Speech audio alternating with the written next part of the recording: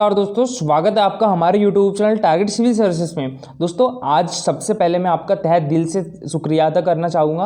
आपका इतना प्यार मिला मुझे, बस ऐसे ही प्यार हमेशा बनाए रखिएगा। मैं कमेंट पढ़ता हूँ, बहुत अच्छा लगता है, सच में बहुत प्यार दिया है आप लोगों ने, ऐसे ही हमेशा रखना। और दोस्तों मैं आपको अपना 100% दूंगा, ठीक है, और आप भी अपना पढ़ाई में 101% दीजिएगा, ठीक है। तो आज है 16 फरवरी और हर दिन की तरह आज भी हम मध्य प्रदेश के डेली करंट अफेयर के साथ पढ़ेंगे मध्य प्रदेश 2020 का करंट अफेयर। तो लेक्चर ध्यान से देखिएगा। तो चलिए सबसे पहले हमने जो कल करंट अफेयर करे थे उसका रिवीजन कर लेते हैं, उसके बाद स्टार्ट करेंगे हम आज का करंट अफेयर। तो चलिए स्टार्ट करते हैं रिवीजन के साथ। हाल ही में मध्य प्रदेश में भीमबेटका स्थान पर दुनिया के सबसे पुराने जानवर का जीवाश्म खोजा गया है। तो कहां पर खोजा गया है? भीमबेटका में, ठीक है। और इसका नाम क्या है? तो डिकिन्सोनिया नाम है इसका। क्या है? डिकिन्सोनिया।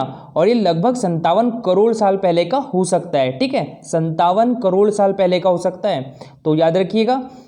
और ये जो डिकिन्सोनिया नाम का दुनिया का सबसे पुराना जानवर का जीवाश्म मिला है, ये लगभग 4 फीट तक की बढ़ सकता है, ठीक है, 4 फीट तक की बढ़ सकता है। अभी इसकी लंबाई कितनी है? तो अभी इसकी लंबाई है 17 इंच, ठीक है। अच्छा, बात करें हम यहाँ भीमबेटका की, तो इसको यूनेस्को द्वारा विश्व धरोहर स्थल में कब घोषित किया गया था? तो ये किया गया था 2003 में, ठीक है, ये याद रखिएगा, मोस्ट इंपॉर्टेंट है, 2003 में। मैं इसलिए बार बार बताता हूँ ताकि याद हो जाए। अच्छा, सांची को यूनेस्को द्वारा विश्व धरोहर स्थल कब घोषित किया गया था? तो ये किया गया था 1989 में, ठीक है, 1989 में इसको यूनेस्को द्वारा विश्व धरोहर स्थल किया गया था सांची को। और फिर इसके पहले खजुराहो के मंदिर को 1986 में विश्व धरोहर स्थल घोषित किया गया था। तो याद रखिएगा 1986 में खजुराहो के मंदिर, और 1989 में सांची, और 2003 में भीमबेटका, ठीक है। तो ये तीनों याद रखिएगा। हमारे मध्य प्रदेश में 3 ऐसे स्थान हैं जिसको यूनेस्को द्वारा विश्व धरोहर स्थल घोषित किया गया है। हाल ही में इंदौर में महिलाओं के लिए बने पहले सीकुंज स्मार्ट शौचालय का लोकार्पण किसके द्वारा किया गया? तो ये उषा ठाकुर, ठीक है। इनके पास कौन सा विभाग है? तो इनके पास है पर्यटन विभाग, एक संस्कृति विभाग और एक अध्यात्म विभाग है, ठीक है, उषा ठाकुर के बाद। अच्छा, इंदौर की स्मार्ट सिटी की सीईओ कौन है? तो ये है अदिति गर्ग, ठीक है, तो याद रखिएगा अदिति गर्ग है। 16 फरवरी को PMAY, ठीक है, इसकी फुल फॉर्म क्या होती है? प्रधानमंत्री आवास योजना। इसके अंतर्गत मध्य प्रदेश के 1 लाख हितग्राहियों को उनके नए आवास में गृह मंत्री कौन है? हमारे केंद्रीय गृह मंत्री अमित शाह प्रवेश करवाएंगे, ठीक है, तो याद रखिएगा कौन करवाएंगे? अमित शाह। अच्छा, ये कब होगा? तो ये होगा आज यानी 16 फरवरी को, तो याद रखिएगा, ठीक है। और एक बात यहाँ और याद रखिएगा, देखिए 12 सितंबर 2020 को प्रधानमंत्री नरेंद्र मोदी ने प्रदेश के 2 लाख हितग्राहियों को गृह प्रवेश करवाया था, ठीक है, तो याद रखिएगा किसके अंतर्गत? PMAY योजना यानी प्रधानमंत्री आवास योजना के अंतर्गत। मुख्यमंत्री श्री शिवराज सिंह चौहान ने विदिशा जिले के टाउन हॉल में श्रीमती सुषमा स्वराज की प्रतिमा की स्थापना की घोषणा की है, ठीक है। कहां पर? विदिशा जिले के टाउन हॉल में, तो याद रखिएगा। हाल ही में नितिन गडकरी ने नागपुर के सांस्कृतिक केंद्र परिसर में मध्य प्रदेश हस्तशिल्प विकास निगम के शोरूम का शुभारंभ किया। तो ये कहां पर किया है? नागपुर के सांस्कृतिक केंद्र परिसर में, ठीक है। अच्छा, हमारे जो नितिन गडकरी है इनके पास ये केंद्रीय मंत्री है, ठीक है, तो कौन सा विभाग है? तो इनके पास है केंद्रीय सूक्ष्म लघु एवं मध्यम उद्यम मंत्री है नितिन गडकरी। अच्छा, हमारे मध्य प्रदेश के सूक्ष्म लघु एवं मध्यम उद्यम मंत्री कौन है? तो ये है ओम प्रकाश सकलेचा, ठीक है, तो याद रखिएगा ओम प्रकाश सकलेचा है। मध्य प्रदेश के भिंड जिले में डकैतों पर म्यूजियम बनाया जाएगा, ठीक है, तो कहां पर? भिंड में। तो चलिए भिंड की लोकेशन देख लेते हैं। ये है भिंड डिस्ट्रिक्ट, ठीक है। किससे बॉर्डर शेयर करता है? तो ये यूपी से बॉर्डर शेयर करता है। गृह मंत्री डॉक्टर नरोत्तम मिश्रा ने दतिया जिले में नवनिर्मित पार्क का लोकार्पण किया, दतिया में, ठीक है। दतिया भी भिंड के नीचे ही है, ठीक है, ये भी यूपी से बॉर्डर शेयर करता है। चलिए अब स्टार्ट करते हैं हम आज के करंट अफेयर। तो मेडिकल कॉलेज में नॉलेज शेयरिंग करने वाला देश का पहला राज्य कौन सा बन गया है? तो ये बन गया है हमारा प्यारा मध्य प्रदेश। तो इसका आंसर क्या हो जाएगा? Option number C. हमारे चिकित्सा शिक्षा मंत्री कौन है? विश्वास कैलाश सारंग। इन्होंने कहा है कि मध्य प्रदेश देश का पहला राज्य है जहां गांधी मेडिकल कॉलेज और एम्स भोपाल अपने नॉलेज शेयर करेंगे, ठीक है। अच्छा, एक चीज़ और, मेडिकल छात्रों के लिए चिकित्सा पॉलिसी शुरू करने वाला भी हमारा मध्य प्रदेश पहला राज्य बन गया देश में, ठीक है। यहाँ पर मेडिकल छात्रों के लिए 10 लाख रुपए तक की पॉलिसी है, ठीक है। और बात करें हम गांधी मेडिकल कॉलेज की, तो इसकी स्थापना हुई थी 1956 में, ठीक है, 1956 में। और एम्स की स्थापना कब हुई थी? 2012 में इसकी स्थापना हुई थी, ठीक है। और एम्स गांधी मेडिकल के अभी प्रेसिडेंट कौन है? तो यह है TN डुबे, ठीक है, TN डुबे इसके प्रेसिडेंट है। अच्छा, एम्स के प्रेसिडेंट कौन है? तो एम्स के प्रेसिडेंट है वाई के गुप्ता। ठीक है, वाई के गुप्ता है एम्स के प्रेसिडेंट। अब देखते हैं नेक्स्ट क्वेश्चन। हाल ही में किसको आरिफ बेग शांति पुरस्कार से सम्मानित किया गया है? ठीक है, तो आरिफ बेग शांति पुरस्कार से सम्मानित किया गया है हमारे मुख्यमंत्री शिवराज सिंह चौहान को। तो इसका आंसर क्या हो जाएगा? Option number B. ठीक है, शिवराज सिंह चौहान। अच्छा, किसके द्वारा ये पुरस्कार दिया गया है? तो ये दिया गया है राष्ट्रीय शक्ति फाउंडेशन के द्वारा। ठीक है, और राष्ट्रीय शक्ति फाउंडेशन के अध्यक्ष कौन है? तो ये नूरुल हसन बैगा। ठीक है, नूरुल हसन बैगा इसके अध्यक्ष है। और जो आरिफ बेग थे, भाजपा के वरिष्ठ नेता एवं पूर्व केंद्रीय मंत्री, आरिफ बेग की 36वीं जयंती के मौके पर मध्य प्रदेश के मुख्यमंत्री शिवराज सिंह चौहान को आरिफ बेग शांति पुरस्कार से सम्मानित किया गया है। ठीक है, तो याद रखिएगा। सीनियर राष्ट्रीय घुड़सवारी प्रतियोगिता ग्रैंड 1 में पदक जीतने वाले मध्य प्रदेश राज्य घुड़सवारी एकेडमी के पहले खिलाड़ी कौन बन गए हैं? तो ये बन गए हैं प्रणय खरे। प्रणय खरे। ठीक है, तो इसका आंसर क्या हो जाएगा? Option number B, Pranay Khare. ठीक है, और इन्होंने कौन सा पदक जीता है? तो इन्होंने जीता है सिल्वर मेडल, यानी रजत पदक जीता है। ठीक है, तो याद रखिए कौन सा पदक जीता है प्रणय खरे ने? तो जीता है सिल्वर मेडल।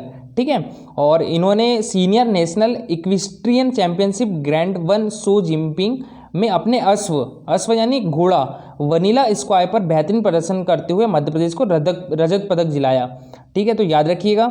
और ये कहाँ पर हो रही है? तो ये प्रतियोगिता हो रही है दिल्ली में। ठीक है, दिल्ली में हुई ये प्रतियोगिता 9 फरवरी से लेकर 15 फरवरी तक। ठीक है, तो याद रखिएगा। अच्छा, बात करें हम यहाँ प्रणय खरे की, तो यह मध्य प्रदेश घुड़सवारी एकेडमी के खिलाड़ी। ठीक है, और इन्होंने अंतर्राष्ट्रीय इक्विस्ट्रियन चैंपियनशिप में 3 स्वर्ण पदक, 1 रजत और 1 कांस्य पदक सहित 5 पदक देश को दिलाए हैं। और उन्होंने जूनियर नेशनल इक्विस्ट्रियन चैंपियनशिप में 17 स्वर्ण पदक अपने मध्य प्रदेश को दिलाए हैं। ठीक है, और 5 रजत, 2 कांस्य और 24 पदक ऐसे दिलाए हैं इन्होंने। और सीनियर में 2 स्वर्ण, 4 रजत और 1 कांस्य दिलाया है। इसके अलावा रीजनल एवं प्रीमियर इक्विस्ट्रियन लीग तथा हॉर्स शो में अब तक 51 स्वर्ण, 44 रजत और 32 कांस्य पदक अर्जित किए हैं। ठीक है, तो ये हमारे मध्य प्रदेश के लिए बहुत गौरव वाली बात है। ठीक है, महाविद्यालयों के मूल्यांकन संबंधी कार्यशाला का शुभारंभ किसके द्वारा किया गया? तो ये किया गया है हमारे उच्च शिक्षा मंत्री मोहन यादव के द्वारा। तो इसका आंसर क्या हो जाएगा? Option number A. ठीक है, मोहन यादव। विश्वास सारंग चिकित्सा शिक्षा मंत्री, इंदर सिंह परमार स्कूल शिक्षा मंत्री और नरोत्तम मिश्रा गृह मंत्री। तो हमारे जो उच्च शिक्षा विभाग के अंतर्गत स्थापित राज्य स्तरीय नैक, ठीक है, ये नाम याद रखिएगा, नैक प्रकोष्ठ द्वारा नैक मूल्यांकन के लिए प्रथम चरण में चयनित प्रदेश के 52 शासकीय महाविद्यालयों के मूल्यांकन संबंधी प्राचार्यों की मूल्यांकन 1 दिवसीय कार्यशाला का आयोजन किया गया। ये कहाँ पर किया गया? तो ये किया गया भोपाल में। ठीक है, और मंत्री डॉक्टर यादव ने कहा कि नैक, ठीक है, नैक NAAC नैक और NIRF, ठीक है, में उच्चतर स्थान प्राप्त करने का कोई भी अवसर हाथ से न जाने देंगे। ठीक है, देखिए ये कराते हैं रैंकिंग। यहाँ पर देखिए तो NIRA की फुल फॉर्म होती है नेशनल इंस्टीट्यूट रैंकिंग फ्रेमवर्क। इसके द्वारा क्या होता है? एक पद्धति भारत में उच्च शिक्षा के पदों संस्थानों को मानव संसाधन विकास मंत्रालय भारत सरकार द्वारा अपनाई गई है। ठीक है, और इसकी रैंकिंग की गई थी, तो इसमें 4000 संस्थान भाग लेते हैं। देखिए अभी इसकी रैंकिंग हुई थी। ठीक है, ये जो मद्रास था, Indian institute of technology Madras, ये फर्स्ट पे था, टॉप 100 में फर्स्ट पे था मद्रास का। ठीक है, और इसकी रैंक क्या थी? तो फर्स्ट थी। और जो हमारा Indian institute of science education and research Bhopal है, इसकी रैंक थी 37। ठीक है, तो याद रखिएगा टॉप 100 में एकमात्र कॉलेज था हमारा ये। बरकतुल्लाह विश्वविद्यालय में निर्मित होने वाले मल्टीपर्पज भवन का नामकरण किसके नाम से किया जाएगा? तो ये किया जाएगा स्वामी विवेकानंद के नाम से। तो इसका आंसर क्या हो जाएगा? Option number C. ठीक है, उच्च शिक्षा मंत्री मोहन यादव ने बरकतुल्लाह विश्वविद्यालय यानी BU में मल्टीपर्पज भवन का भूमि पूजन किया।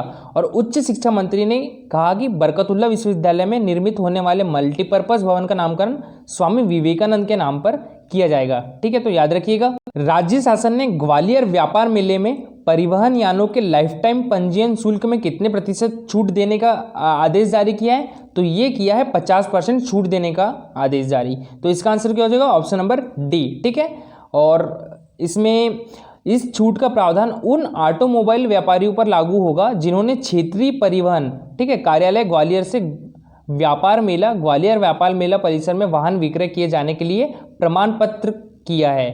ठीक है, तो उन्हीं के लिए होगा।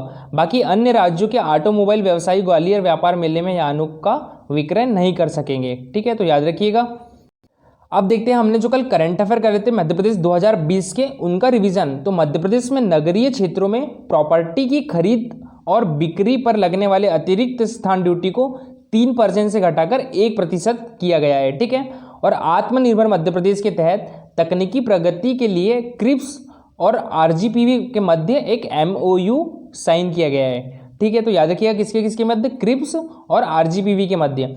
मध्य प्रदेश राज्य शासन द्वारा आइनॉक्स कंपनी का ऑक्सीजन प्लांट होशंगाबाद जिले के बाबई क्षेत्र में लगाने की मंजूरी प्रदान की गई है। ठीक है, तो होशंगाबाद जिले के बाबई क्षेत्र में। तो याद रखिएगा ग्वालियर जिले में एयर कार्गो हब जो कि मालवाहक विमानों का अड्डा स्थापित किया जाएगा। तो ये कहाँ किया जाएगा, ग्वालियर डिस्ट्रिक्ट में। ठीक है, चलिए अब स्टार्ट करते हैं हम मध्य प्रदेश करंट अफेयर 2020। इंदौर लगाएगा स्वच्छता का पंच, टैगलाइन को किसके द्वारा जारी किया गया था, तो ये किया गया था इंदौर के सांसद शंकर लालवानी के द्वारा।